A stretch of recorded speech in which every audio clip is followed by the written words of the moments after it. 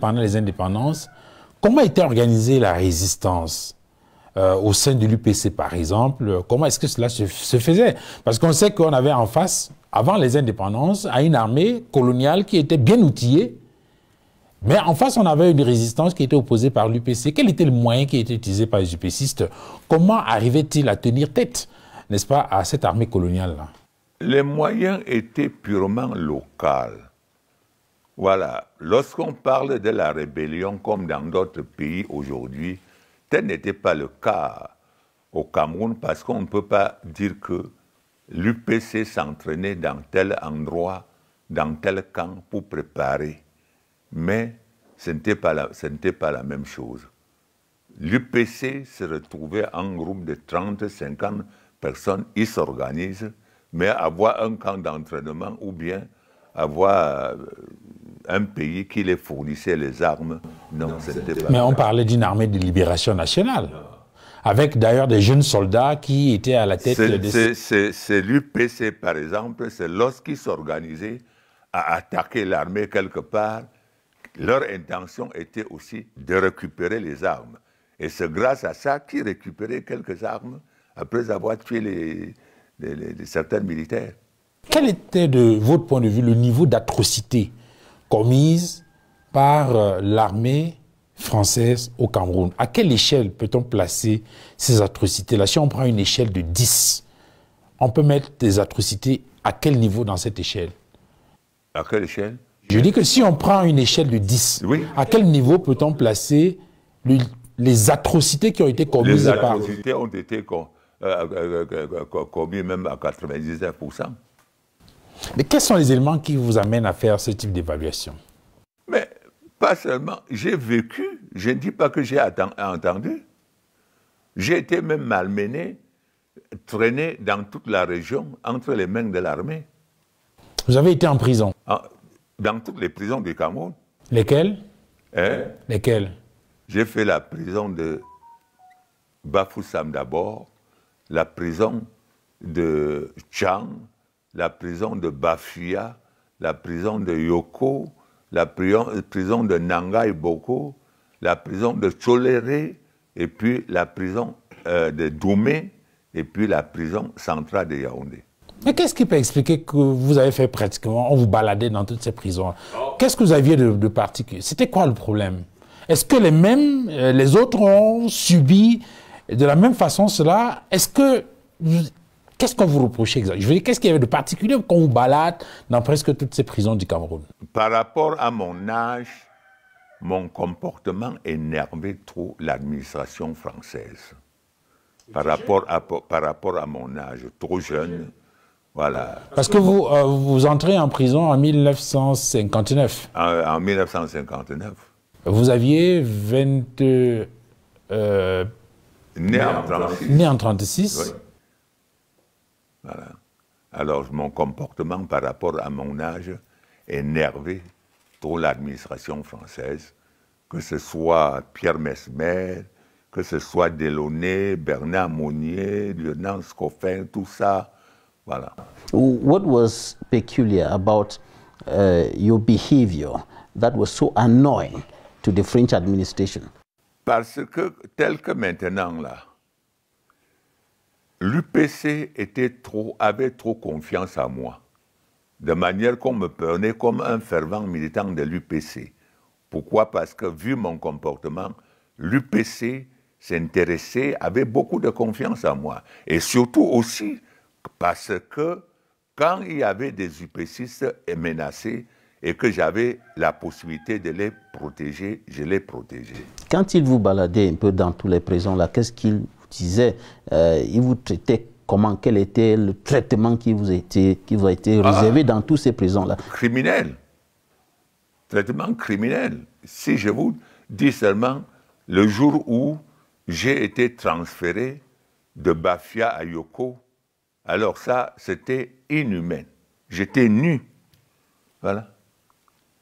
So let me just take back that question in English. What was the treatment that was reserved for you as they were taking you all around from one prison to the other? What were they telling you? What were they telling you when they were taking you from one prison to the other?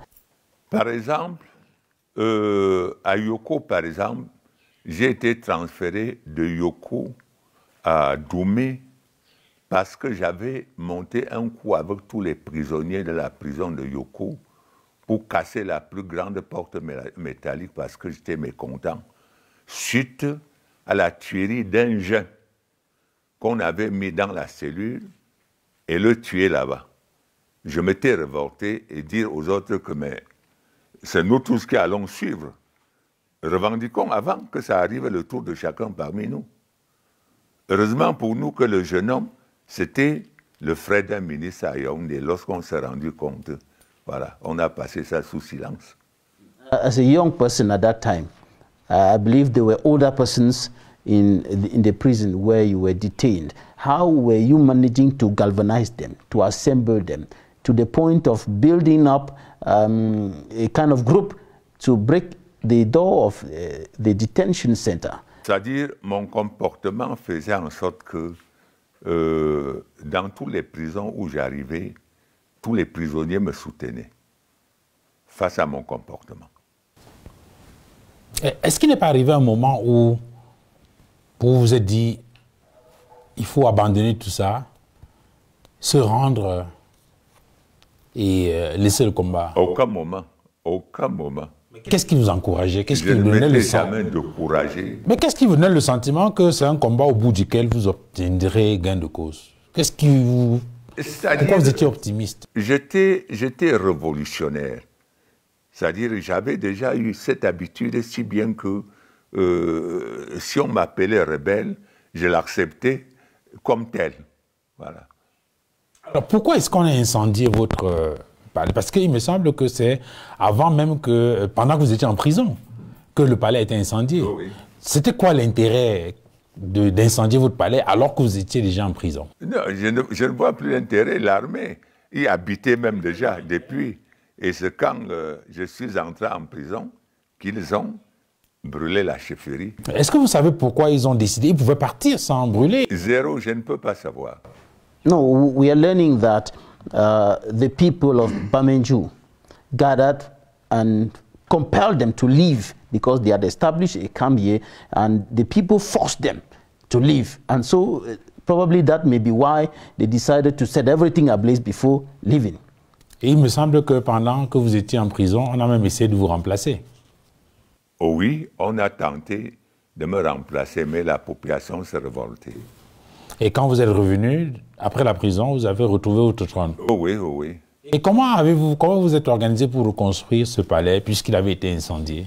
C'est avec du temps que la population, avec le concours de l'ensemble de la population, qu'on a reconstruit telle qu'elle est là. De votre point de vue, pourquoi est-ce que la résistance, la rébellion a été autant dure, forte, violente en pays bamileke, notamment, et peut-être aussi, en pays Bassa? Pourquoi? Pourquoi ces deux peuples, pourquoi ces deux régions de votre point de vue? Non, parce que après les événements de 25 mai 55, tous les jeunes ressortissants de l'Ouest habitant dans le littoral qui étaient membres de l'UPC étaient recherchés parce qu'ils ont contribué de beaucoup à l'événement de 25 mai 55. Et comme ils étaient recherchés, chacun se réfugiait chez lui ici au village à l'ouest. Et pendant qu'on pensait que eux, ils se reposaient ou bien ils se cachaient, ils profitaient pour mettre en place les structures de l'UPC. C'est la même chose, le même schéma pour la Sanaga maritime en pays Bassa? Ah, même chose, même chose. Et c'est cela qui peut justifier que la rébellion a été plus forte à l'ouest et en pays Bassa? À l'ouest, voilà. Et surtout, j'étais beaucoup plus menacé par l'armée française parce qu'on me soupçonnait comme celui sur qui la rébellion devait partir du pays Bassa à l'ouest. Parce que j'étais déjà en contact, que ce soit avec les Omniobé, les Wandi Ernest, tout ça là. C'était quoi votre... Quand vous discutiez avec ces leaders nationalistes là, que vous avez évoqués, votre projet c'était quoi? Votre vision c'était quoi? Votre stratégie c'était quoi? c'est-à-dire, j'étais vite adhéré à l'esprit de liberté. J'étais très vite, malgré ma jeunesse, très vite, parce que je sentais que c'est quand les Blancs vont rentrer chez eux que je dois être heureux. Voilà. Et qu'est-ce que vous aviez en commun avec ces leaders-là? Que ce soit Wandé qui a été fusillé en 71 ou Moumié qui a été empoisonné à Genève en 1960. Qu'est-ce que vous aviez en commun? Quel était le dénominateur commun dans votre façon de voir? C'est que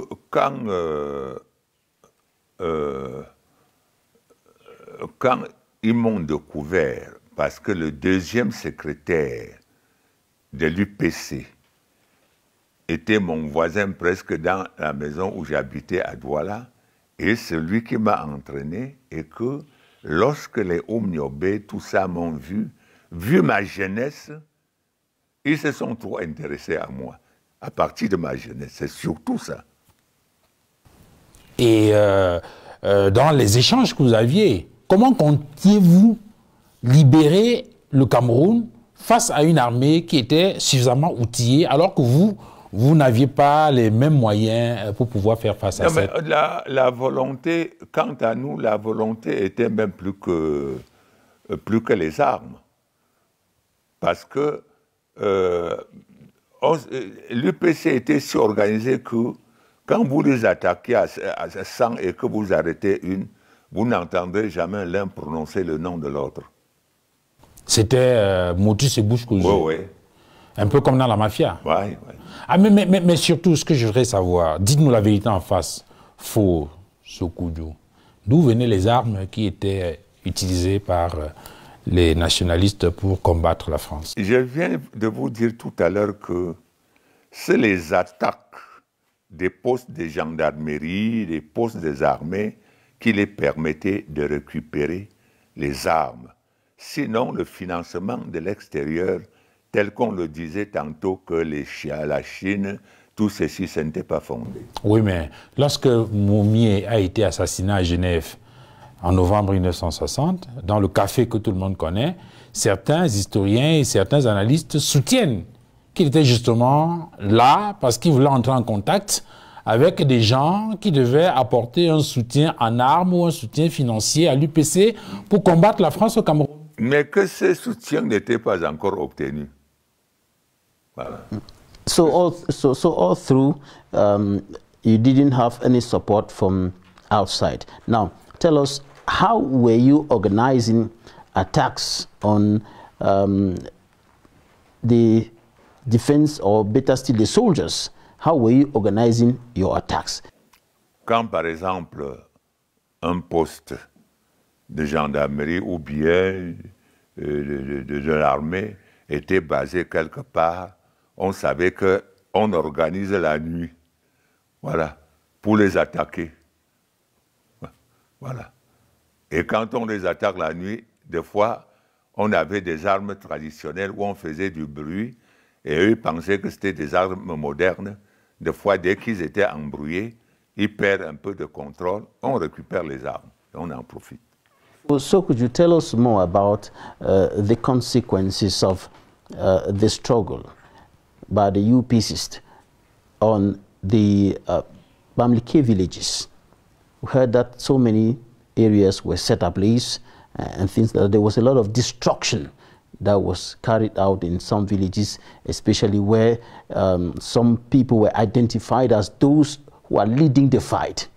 Mais effectivement, l'Ouest a payé trop cher pour cette lutte-là. Et c'est même l'une des raisons où il faut tout faire pour cacher ce qui s'est passé. Voilà, parce que c'est l'Ouest qui a payé la plus lourde tribut. Si c'était ça la lutte d'indépendance, c'est l'Ouest qui a payé. Les conséquences ont été graves. Si je vous prends seulement à Bamenjou, pour vous citer les noms des gens qui ont été exécutés sans jugement, voilà. Si je vous prends seulement à Bamenjou, pour dire que tout le village était incendié, brûlé, voilà. Dans cette lutte d'indépendance, quelle a été la participation de l'Église? De l'Église? De l'Église catholique, par exemple? Non. Non, non, non. À ma connaissance, non. Pendant la lutte de l'UPC, non. Pourtant, on a cité des noms, comme Monseigneur Albert Ndomo. Effectivement. On a cité des noms, comme Monseigneur Thomas Mongo, à Douala. Monseigneur Ndomo, c'était moi-même. On s'est connus quand il était encore vicaire à M. l'abbé Tankou à Baham. Voilà. Or, M. Ndomo a soutenu, voilà, a soutenu l'UPC. Voilà. Il a bien soutenu l'UPC. Pourquoi? Parce que lorsqu'il fallait des fois dénoncer certains éléments où il les connaissait, il refusait de les dénoncer. Vous l'avez connu, vous avez eu la possibilité d'échanger avec lui. Quel type d'homme il était? Quel personnage, quel type de personne il était, Monseigneur Albert Ndomo? Ah non, mais c'était un monsieur rigoureux. Je l'ai connu pas seulement qu'en quelques mois, on a vécu ensemble. Quelle était l'idée qu'il se faisait du Cameroun? Non, la liberté du Cameroun. Et quels sont les moyens qui devaient être déployés de son point de vue pour arriver à cette liberté? Il aidait moralement tous ceux qui luttaient. Est-ce que vous croyez qu'il était sincère dans la lutte? Dans la lutte, non, oui, il était sincère. Vous savez qu'il y a eu des épisodes... Non, non, il ne jouait pas double jeu, comme les autres. Mais qu'est-ce qui vous fait croire ça? Non, j'ai dit bien, il vécut avec moi. Il ne jouait pas double jeu comme les autres. Vous savez qu'on le cite dans, comme justement n'ayant pas joué un jeu clair dans l'histoire de l'interpellation, de l'arrestation et finalement de l'exécution d'Ernest Ouandié? Non, non, ce n'est pas vrai. Ce n'est pas vrai. Tout ce qu'on a pu inventer sur Ndomo pour l'arrestation de Ouandié, Ernest, donc ce n'était pas fondé. De votre point de vue, comment il a pu échapper alors que Ouandié, par exemple, a été fusillé? Il n'a été échappé que suivant l'appel de Rome. C'est-à-dire? Qui avait demandé sa libération. Au président Ahidjo. Oui, et on l'a libéré à Rome. You said that he was sincere in the fight, and not like others who were playing some kind of double games. Tell us more about those ones. Who were those ones who were playing some kind of double game in the fight? Il y a d'autres qui jouaient ce double jeu en trahissant les nationalistes à l'armée française. Des prêtres, des évêques? Oui, des prêtres qui trahissaient les nationalistes à l'armée française. Ils étaient où? Hein? Ils étaient où? Ici, ces évêques? Ici à l'ouest. À l'ouest ou à Yaoundé ou... Alors, dans le cas de Thomas Mongo, est-ce que c'est la même chose? Est-ce que vous en direz de même? De Thomas Mongo? De Thomas Mongo, on se connaissait trop peu. Ok. Donc, vous n'avez pas beaucoup d'informations là-dessus? Oui. Et parce qu'avec la question du coup d'État de la Sainte Trinité. Non. Alors, maintenant peut-être pour sortir de cette question-là, toujours sur les questions mémorielles, est-ce que vous comprenez pourquoi aujourd'hui, par exemple, des sites comme les chutes de la Méché, est-ce que de votre point de vue, ces sites-là ne devaient pas être érigés, par exemple, en lieu de pèlerinage pour les Camerounais? En mémoire de tous ces morts-là, vraiment, oui, en mémoire de tous ces morts devait être érigé en quelque chose. But it looks like all those who took part in that fight and all what happened in that fight are not given the place that they deserve with regards to the liberation of Cameroon. Mais personnellement, j'ai été toujours contre parce que je suis l'un de ces victimes lorsque on veut falsifier l'histoire. Pourquoi? Parce que j'ai vécu du début à la fin. Mais aujourd'hui, c'est malheureux. Je me suis plusieurs fois plaint. Rendez-vous compte que jusqu'aujourd'hui, vous n'avez pas la bonne volonté de faire rentrer le corps d'Ahidjo au Cameroun. Alors que c'est le tout premier président de la République du Cameroun, ou qui qu'en soit les conséquences, on devait faire rentrer son corps, et d'une façon officielle. Voilà.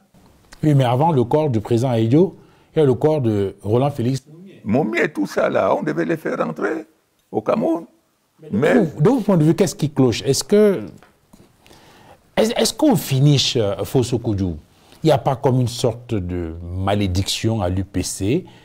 Il n'y a pas comme une sorte de rituel qu'il faut faire pour exorciser cette formation politique? Il faut rappeler que l'UPC est le seul parti politique, le seul parti nationaliste qui, après les luttes d'indépendance en Afrique, n'a pas pris le pouvoir. On observe encore qu'aujourd'hui, l'UPC est complètement émietté. Il y a plusieurs factions de l'Union des populations du Cameroun. Et malgré tout ce qui est fait pour amener ces différentes factions à se mettre ensemble, l'UPC n'arrive pas à se réunir. Est-ce qu'il n'y a pas une malédiction UPCiste? comme je viens de vous dire ici, je vous ai dit que l'administration coloniale avait pris le soin de mettre en place une stratégie de déstabilisation et avait formé nous-mêmes les Camerounais à continuer ce travail. Et ce travail continue jusqu'à présent. Voilà, par ces néocolons. Et c'est justement pourquoi le Cameroun demeure dans l'état où il se trouve. Oui, mais en Algérie, le FLN a pris le pouvoir. Au Congo, le MNC a pris le pouvoir. Mais pourquoi est-ce que dans le cas du Cameroun, l'UPC n'a pas été... L'honneur qu'on a donné à Bembela, par exemple, en Algérie, ce n'est pas ce qu'on veut reconnaître à Oumniobé ou bien à Wandi Ernest ou bien à Moumé Félix au Cameroun. Oui. Il faut effacer leur histoire totalement, qu'on n'en parle pas. Ce sont ceux qui sont là, qui ont lutté pour l'indépendance du Cameroun. Your Majesty, when you look at the UPC of today, with a faction supporting the candidacy of the President of the Republic, how do you feel about that? Chaque matin, on se vante être UPCiste. C'est justement pourquoi il y a les moyens mis en place pour les diviser. Voilà. Est-ce qu'il n'y a pas une responsabilité des leaders historiques de l'UPC dans la situation qui est vécue aujourd'hui? Est-ce que vous pensez que les leaders, les pères fondateurs de l'UPC ont donné une âme à l'UPC qui pouvait lui permettre de résister à tout ce qu'il y a comme difficulté et de pouvoir porter, n'est-ce pas, de pouvoir rayonner comme cela se passe avec d'autres partis nationalistes sur le continent? C'est à partir du moment où certains membres avaient laissé Oumniobé en brousse pour se rallier qu'il y a eu ces divisions qui continuent jusqu'à présent. Autrement dit, c'est depuis les origines que l'UPC... Alors peut-être pour sortir de cette question, il y a ces origines-là avec les pères fondateurs, il y a peut-être aussi les héritiers de l'UPC qui ont bradé le parti. Effectivement, effectivement. Parce qu'il s'est dit UPC, c'est juste peut-être, comme ils ont vu d'autres être élus députés au nom de l'UPC, tout ça pour des buts lucratifs, et chacun a voulu profiter des mêmes moyens pour se faire élire. Est-ce que ces divisions au sein de l'UPC, pour ainsi dire, ce n'est pas seulement au sein de cette formation politique qu'on observe cette division, on le voit aussi dans les chefferies traditionnelles. De votre point de vue, d'où viennent ces problèmes qu'on observe aujourd'hui dans les chefferies traditionnelles au Cameroun, notamment dans les chefferies bamileke? Non, mais vous savez que pour les problèmes de chefferie, il était question de déstabiliser les chefferies traditionnelles. J'ai eu souvent à dire que on est né chef, on ne fait pas le chef. Mais dans un premier temps, l'administration coloniale a inventé les chefs de toutes les pièces, si bien que peut-être même 90% des chefs actuellement sont des chefs illégitimes. C'est justement pourquoi ils perdent le contact avec les ancêtres. Pour vous, les causes, c'est l'administration coloniale? Oui, c'est l'administration coloniale. Mais pourquoi vous n'interpellez pas le rôle des élites ou le rôle des sujets eux-mêmes? Les élites ont été bien instrumentées pour jouer le rôle, pour contribuer. Et après, même les chefs, déjà, ont été instrumentés eux-mêmes contre eux-mêmes. Prenons deux cas. Le cas de la chefferie Bangou, ou le cas de la chefferie Bangam, de votre point de vue, quand vous faites le diagnostic, le véritable problème pour vous, c'est quoi? Quel problème? Si on prend... C'est le problème purement politique que moi je connais. C'est-à-dire quoi? Ça veut dire qu'il y a un politicien qui s'est mêlé dans la chefferie de Bangou. C'est tout. Il n'y a pas deux choses. Je connais. Et puis l'administration qui se mêle à Bagam, c'est la même chose. De quoi l'administration se mêle-t-elle dans les problèmes de chefferie? No, but in one of your recent statements, you said that by entering the Senate in 2018 and the regional councils for the 8 French-speaking regions and the regional assembly for the 2 English-speaking regions, traditional authorities allowed themselves to fall into the trap of the regime in power by playing the game of the CPDM. Est-ce que c'est encore un secret? On les a piégés et ils sont devenus des militants de partis, du RDPC, même des autres partis politiques, alors que ça ne devait pas être le rôle des chefs traditionnels. Moi, j'ai été personnellement contre jusqu'à présent. Comment est-ce que cela a déstabilisé les administrations traditionnelles dans les différents villages de l'Ouest et même partout dans le pays? Mais lorsque le chef devient adversaire politique de sa population, il perd sa crédibilité. Le chef